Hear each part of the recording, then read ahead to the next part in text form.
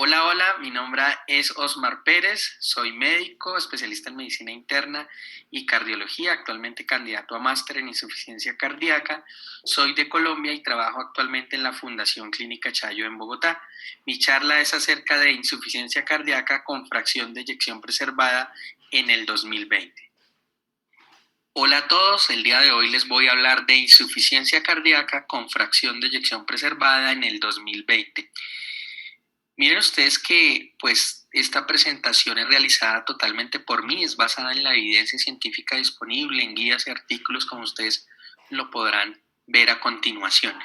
Miren ustedes que la enfermedad o la insuficiencia cardíaca afecta a mucha gente en el mundo, más de 64 millones de personas en el mundo, y se habla de que continúa en aumento, es decir, es una epidemia y en donde a pesar de que hemos mejorado el diagnóstico y el tratamiento, pues sigue comprometiendo a nivel poblacional de forma significativa, sobre todo porque no hemos logrado un óptimo control de factores de riesgo cardiovascular como la hipertensión, diabetes, obesidad, en donde pues nos generan todo este riesgo de presentar insuficiencia cardíaca en algún momento. Y la insuficiencia cardíaca pues genera costos, genera implicaciones porque tiene un gran alto riesgo de mortalidad y un gran alto riesgo de hospitalizaciones. Entonces requiere un tratamiento integral, multifactorial y multidisciplinario. La clasificación, pues actualmente se usa esta clasificación ecocardiográfica en donde tenemos pacientes con insuficiencia cardíaca con fracción de eyección reducida, aquellos que tienen una FEBI menor al 40%. En rango medio, aquellos pacientes que están en 40 y 49% de FEBI, y aquellos con FEBI preservada se denominan aquellos que tienen una FEBI mayor del 50%. Pero miren ustedes algo llamativo, los de rango medio y los de rango preservado, adicionalmente, para que usted pueda estar seguro de que está ante una falla cardíaca y no ante un EPOC o otra causa de disnea, debe tener péptidos natriuréticos elevados y al menos un criterio adicional ecocardiográfico, es decir, hay que fijarnos en la hipertrofia del ventrículo izquierdo, hay que fijarnos en el agrandamiento, la dilatación de la aurícula izquierda y hay que fijarnos en los parámetros de disfunción diastólica, es decir, no solo miramos la FEBI, sino que miramos criterios adicionales. Esto es muy importante porque la clasificación nos va a llevar a poder enfocar adecuadamente al paciente y a brindarle un adecuado tratamiento. Hay que aclarar que la FEBI, la falla cardíaca con FEBI preservada, no es fácil de diagnosticar, conlleva muchas dificultades de diagnóstico y vamos a ver que es un poco complejo. Aproximadamente, o ya se dice que la FEBI, la falla cardíaca con FEBI preservada, ya está equiparando a la falla con FEBI reducida en un 50%. La mortalidad es elevada en todos los grupos y pues realmente pueden desarrollarse casos avanzados donde se requieren terapias como trasplante o asistencia ventricular o incluso cuidados paliativos. Es una enfermedad de gran cuidado y de un reto diagnóstico importante. Cuando comparamos la preservada contra la reducida, nos damos cuenta que la insuficiencia cardíaca con fracción de eyección preservada afecta más a mujeres, afecta más a ancianos y a pacientes con historia de hipertensión arterial, fibrilación auricular y menos común el infarto, o sea, esos pacientes no son tan isquémicos, diferentes de los pacientes con insuficiencia cardíaca con fracción de eyección reducida, que la principal etiología es la etiología isquémica. Entonces, usted tiene un paciente que es una mujer anciana o historia de hipertensión o fibrilación auricular y está con disnea, la sospecha es alta de falla cardíaca con FEBI preservada. En cuanto a la mortalidad, pareciera ser un poco menor en las preservadas, aunque eso ha ido cambiando, se ha ido aumentando, y las hospitalizaciones también pueden ser más de la mitad, 55 a 67%, y hay registros pues como el MAGIC donde ya nos muestran que esa mortalidad se ha aumentado en esos pacientes con FEBI preservada. En este análisis, el estudio GWTG nos muestra que con más de 40.000 pacientes en seguimiento a 5 años por una hospitalización, el pronóstico y la mortalidad fueron elevados y no dependían de la FEBI. Eso es importante porque a veces creemos que la FEBI es lo único que nos determina el pronóstico. No, hay otros factores y vemos cómo se equiparan tanto la preservada como la reducida. Además, en la epidemiología, mírenlo ustedes acá, la preservada es de pacientes más añosos, entre más añosos sean, más riesgo de tener falla con FEBI preservada y, como ya mencioné previamente, las mujeres se ven más afectadas. Más datos en cuanto a epidemiología. Miren ustedes que además de que son mayores, pueden ser mayores en promedio hasta 6 años más cuando comparamos con la falla cardíaca con fracción de eyección reducida, es decir, que es un diagnóstico de pacientes en general más añosos comparados contra los de insuficiencia cardíaca con FEI reducida. Vamos a dedicarnos de aquí en adelante a la preservada. Entonces miren ustedes acá en la parte superior los factores predisponentes. La edad, la obesidad, el síndrome metabólico, la hipertensión, el sedentarismo. Obviamente también hay pacientes con enfermedad coronaria, con enfermedad renal y todo esto nos lleva a daños tisulares, a daños microvasculares y a daños intracelulares, donde hay inflamación, isquemia, fibrosis, anormalidad energética a nivel intracelular y obviamente se desencadena remodelación, hipertrofia de los miocitos, que nos llevan acá lo vemos, un corazón que se empieza a remodelar, a cambiar, a engrosarse, a hipertrofiarse. Eso pasa en la falla cardíaca con FEBI preservada. Y se alteran pues fenómenos fisiológicos como la inotropía, la lusotropía, que es la capacidad de relajarse del corazón, que es una de las cosas que más se ve en falla cardíaca con FEBI preservada, y también la cronotropía pues se afecta. ¿Cómo hemodinámicamente se traduce todo esto descrito hasta ahora? En que hay un aumento en las presiones de llenado y se daña la perfusión de los diferentes órganos. ¿Y cómo lo vemos a nivel macro o a nivel de traducción en disfunción de órganos? Hay mayor congestión, mayor dilatación de la aurícula, mayor remodelamiento, obviamente se genera más sarcopenia y disfunción microvascular, traducción, mayor remodelación y mayor disfunción. Ese es todo el síndrome de falla cardíaca con FEBI preservada. ¿Qué herramientas actuales pues tenemos? Pues yo creo que esto ha ido en aumento, cada vez más estudios, más scores, es más difícil de diagnosticar como yo les mencionaba y hemos tenido que afinar pues los parámetros para diagnosticar disfunción diastólica o pues también estos pacientes con falla con FEBI preservada pueden tener algún grado de disfunción sistólica, o sea que no es puramente diastólica. Por eso no se le debe denominar solo falla diastólica, sino es una falla global donde está comprometido la rigidez, la relajación del ventrículo, pero donde pueden haber los dos componentes.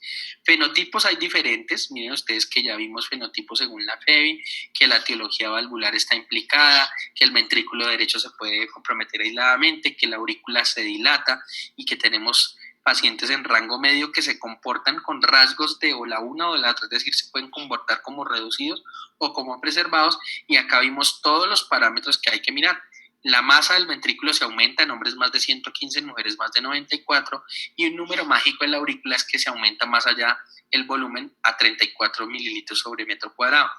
Parámetros de disfunción diastólica, la E sobre E', ojo porque esa es muy nombrada, se va a alterar generalmente por encima de 13 o de 9, depende del score que se revise, y los péptidos natriuréticos deben estar elevados para que apoyen el diagnóstico. Se han propuesto varios scores para hacer un diagnóstico más preciso ante la dificultad que les he descrito. Se confunde mucho en los estudios con EPOC, con otro tipo de disnea que no tiene que ver con el corazón. Miren, esta publicación es del 2018 y nos mencionan en Circulation una propuesta que es este score, es el H2FPF score, se compone de H de heavy o de pacientes obesos con un índice de masa mayor a 30 que le da 2 puntos, hipertensos que le da 1 punto, aquellos pacientes con fibrilación auricular que le da 3 puntos, aquellos pacientes con hipertensión pulmonar que se denomina con una PCAP por encima de 35 que le da 1 punto, mayores de 60 años y que tengan parámetros de disfunción diastólica, aumento de presiones de llenado, como una E sobre E' mayor a 9 que le da 1 punto. ¿Qué hacemos con ese score? Que va entre 0 y 9. Entre 0 y 1 puntos, después de haberlo realizado, casi que podemos descartar el diagnóstico de insuficiencia cardíaca. Cuando da entre 6 y 9, la probabilidad supera el 80%, casi el 90%, y puede confirmar el diagnóstico de falla cardíaca con FEBI preservada. Y quedaría unos en rango medio en donde tocaría hacerle pruebas adicionales como pruebas de estrés diastólico o cateterismo derecho. Entonces, este score fue comparado contra, por ejemplo, un consenso de expertos, fue superior a esa calificación subjetiva y se comparó contra el patrón de oro, que es el cateterismo derecho, es decir, que es un score muy útil y muy acertado, ¿Cuál fue su desventaja? Que no se incluyeron péptidos natriuréticos porque cuando fueron a mirar la corte, tan solo entre el 40 y el 44% de los pacientes tenían medición de péptidos y no se pudo adicionar en el score. ¿Qué es lo más nuevo? En el 2019 se publicó este algoritmo en el Congreso Europeo de Cardiología en París, que es el HFA-PEF algoritmo. Este algoritmo es muy importante porque nos aclara y nos ordena qué hay que hacer. Puede sonar un poco complejo, pero cuando uno lo desglosa es mucho más fácil de llevar. Miren ustedes que la PEF de mirar evaluación pretest, miramos comorbilidades, miramos un electrocardiograma, probablemente radiografía, péptidos natriuréticos, caminata de 6 minutos o ergospirometría. La E de un análisis ecocardiográfico mucho más avanzado junto con péptidos natriuréticos. Este algoritmo sí incluye péptidos natriuréticos. Acá uno ya podría estar haciendo el diagnóstico, como veremos ya más adelante, pero le adiciona F1 y F2. F1 es aquellos pacientes que tenemos la duda porque de una probabilidad intermedia para insuficiencia cardíaca con fe preservada y nos vamos a hacer pruebas de estrés diastólico o pruebas invasivas con cateterismo derecho. Y F2 para dar el diagnóstico final, es decir, nos vamos a una biopsia o miramos una cardioresonancia o test genéticos o test de laboratorio que nos dan el diagnóstico final. Acá está todo el algoritmo, está la referencia bibliográfica, empieza al inicio con la P, el primer paso, con todos los herramientas diagnósticos que ya les mencioné para hacer la evaluación pretest. Luego nos vamos a una parte más avanzada de evaluación ecocardiográfica y sumatoria de péptidos que nos puede dar. Si en ese HFA-PEF score, que es como se denomina este paso, o este puntaje que se hace en este segundo paso, si da baja, hay que mirar otras causas. Si da alta, yo puedo confirmar el diagnóstico de insuficiencia cardíaca con fe preservada. Y si da intermedia, como está acá, que es la otra posibilidad, me voy a hacer pruebas complementarias como pruebas de estrés diastólico, se llama así, ecocardiograma de estrés diastólico, mucha gente no lo conoce, pero se debe solicitar y el ecocardiografista debe estar en disponibilidad de hacerlo, o métodos invasivos con cateterismo derecho, inclusive cateterismo con ejercicio, que ya nos pueden confirmar o descartar del todo una insuficiencia cardíaca. Una vez la confirmamos, nos vamos a la etiología específica. Miren ustedes que puede ser isquémica, tóxica por alcohol, por intoxicaciones por metales pesados, radiación, aquellos pacientes que tuvieron alguna radioterapia o diferentes tratamientos por enfermedades infiltrativas o metastásicas, causas metabólicas, causas genéticas o como tal ya una causa congénita o por hipertensión o valvular, es decir, nos vamos al detalle fino del diagnóstico. Este es el HF-PEF score que se hace, ya les mencioné, con medición ecocardiográfica y péptidos. Entonces, entre más alteraciones ecocardiográficas tengo, más me suma. Todas las alteraciones ecocardiográficas las hemos ido hablando, alteración de la E', crecimiento de la aurícula, mayor crecimiento del ventrículo, péptidos natriuréticos más elevados. Si me suma más de 5 puntos, se hace el diagnóstico y entre 2 y 4 puntos queda la duda y nos vamos a test invasivos. Acá está la parte de ecoestrés diastólico. Si cuando se hace ese ecoestrés diastólico y se logra que la E' suba más de 15, se hace el diagnóstico, se confirma y si además tiene otros parámetros como la velocidad de regurgitación tricuspidia por encima de 3.4 metros por segundo, pues eso ya nos confirma totalmente que es una falla cardíaca con fe preservada. Y si no los cumple, pues nos tendríamos que ir ya al método invasivo, que es el cateterismo derecho, en donde si la presión en cuña está mayor a 15 o la presión de fin de diástole del ventrículo izquierdo está por encima de 16, ya nos confirma la falla. O si no podemos, a pesar de estas medidas, nos vamos, hacemos un test de ejercicio y si da la presión en cuña mayor a 25, después de haber hecho ejercicio, con ese estrés ya se diagnostica falla cardíaca con fe preservada. ¿Qué implicación tiene no haber hecho un diagnóstico adecuado?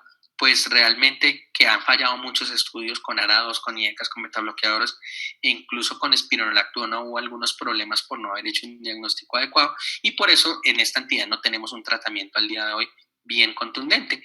Con falla cardíaca con fe reducida desde los 90 para acá tenemos mucha evidencia con betabloqueadores antagonistas de aldosterona, ARA2 y ECAS, incluso el nuevo sacubitrilo valsartán e incluso ya con dapagliflozina e inhibidores del SGLT2. Pero en falla cardíaca con FEI preservada, miren ustedes que ha fallado todo, el CHARM con cardesartán, el IPRISEF con irbesartán y el TOPCAT con espironolactona, que tuvo unas cosas muy positivas cuando se hacen los subanálisis.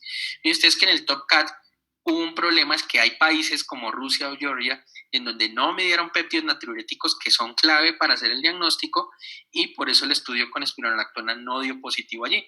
Pero cuando se mira en las Américas y en otros países donde sí se hizo el diagnóstico adecuado, la espironolactona reduce el compuesto de muerte cardiovascular y hospitalizaciones.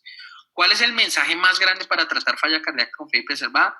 Trate el fenotipo, es decir, el obeso se beneficia de tratarlo, de que reduzca peso, de darle estatinas, de manejar el riesgo cardiovascular, a los hipertensos darle un óptimo tratamiento hipertensivo, a los renales pues quitar la congestión, hacer ultrafiltración, tratar adecuadamente la enfermedad coronaria, es decir, para tratar la falla cardíaca con FEI preservada, trato las múltiples patologías de acuerdo al fenotipo, trato la fibrilación auricular, hago cardioversión, hago modulación del sustrato arrítmico, ablación, anticoagulo, todos mis esfuerzos por lograr solventar cada fenotipo específico es lo que tiene evidencia en estos momentos, a diferencia de la falla cardíaca con fracción de eyección reducida, donde sí tenemos IECA, SARA2, sacubitril, valsartán, metabloqueadores y demás. ¿Qué estudios se publicaron pues recientemente? En el 2019 el Paragon, esperábamos mucho de él, sacubitrilo en fracción de eyección preservada. En este estudio pues fue presentado en el Congreso de París, publicado en New England Journal. Ustedes saben que se comparó sacubitril valsartán contra valsartán. Realmente pues es una lástima, como decimos coloquialmente, pegó en el palo. La P fue de 0.059, una tendencia que fuera mejor con sacubitril o valsartán, pero no logró una significancia estadística comparado contra valsartán. Entonces pues nos quedamos sin una de las esperanzas, que era que este estudio fuera positivo para tratar a dichos enfermos. Sin embargo, ¿qué se puede extraer en los análisis de subgrupos? Entidades que pueden generar hipótesis, como es que las mujeres y los pacientes que tenían fracción de eyección menor del 57%, probablemente muchos pacientes con insuficiencia cardíaca con fracción de eyección en rango medio, ahí hay una P de interacción que fue significativa y parece que esos subgrupos sí se benefician de sacubitril o valsartán en esos pacientes, por lo menos del Paragon. ¿Qué se concluye? Pues que finalmente es una lástima, no se logró el desenlace primario, pero hay una luz, o pues se pueden inspirar nuevos estudios en esos pacientes en rango medio entre 40 y 50, y que probablemente las mujeres se beneficien más. Sin embargo, se necesitan más estudios y mejorar pues la parte diagnóstica para poder tratar estos pacientes. Pendiente a futuro, en 2020, estudios con inhibidores del SGLT2 que han tenido mucha evidencia, porque tienen efectos diuréticos, natriuréticos, efectos metabólicos, incrementan los cuerpos cetónicos, que son un combustible increíble para el miocardio, y muchos de esos efectos no dependen de los niveles de glucosa, de tal manera que, por ejemplo, en el 2019 se publicó ya el DAPA Heart Failure en pacientes con falla cardíaca con FEI reducida, e incluso en no diabéticos el resultado se dio positivo. ¿Y qué está pendiente en FEI preservada con ISGLT2? El estudio Emperor. El estudio Emperor va a dar para reducido un brazo y otro brazo con una gran cantidad de pacientes, para ver si este inhibidor del cotransportador sodio-glucosa tipo 2, este ISGLT2, sí logra evidencia en esos pacientes con falla cardíaca con FEI preservada. Como conclusiones, pues esta entidad es mucho más difícil de diagnosticar, afecta más a mujeres, ancianos, hipertensos, aquellos pacientes con fibrilación auricular. Herramientas importantes actuales para diagnósticos: el HD2-FPF score y el algoritmo HFAPEF.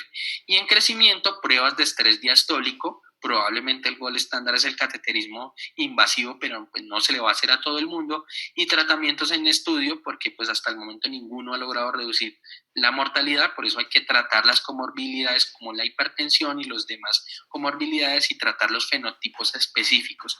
Pendiente del estudio Emperor Preserve. Muchas gracias a todos por su atención.